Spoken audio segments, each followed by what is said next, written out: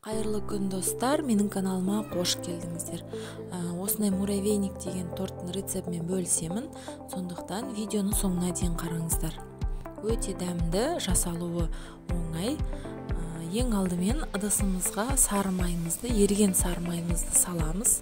Оның үстінен шекерімізді саламыз. Оның үстінен жұмыртқаның сарысын саламыз.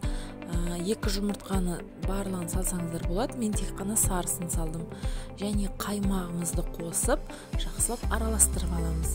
Бір келкі болған соң үстінен разрыхлителімізді қосып, еліктен өткізілген ұнымызды қосып, песочный тесто дайындаймыз. Бұл қамырмен тек қана муравейник емес, басқа да печенье, басқа түрлерін жасауға болады. Ең дәмді шығатын рецепттердің бірі, сондықтан барлығымызға жасап көруге кеңес беремін.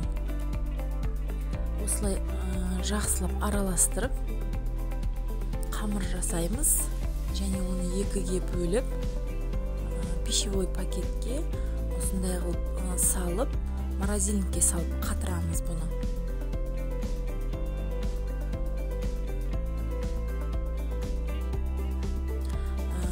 Бір-екі сағат көлемінде қатқан соң видеодағыдай осылай теркадан өткізіп, немесе мясорубкадан да өткізсеңіздер болады. Тартқыштан осындай майда-майда қылып 180-200 градус пеште осылай беті қызарғанша пісіріп аламыз. Және достар, менің каналыма жазылып қоюды ұмытпаңыздар. Осындай майда болып шыққан соң деп фирмасының вареный сгущенкасын пайдаландым. Вареный сгущенканы және азғана сары майымызды қосып, жақсылап араластырып аламыз. Мен біраз қасық бал салдым, оны салмасаңыздар да болады. Барлығын араластырып болып, тарелкамызға осылай муравейниктің формасын жасап, бетіне мак септім. Балаларға өте ұнайтын дәмді рецепттердің бірі, сондықтан барлығыңызға жасап көруге кеңес беремін. Сіздермен болған сандуғаш, назарларыңызға көп рахмет.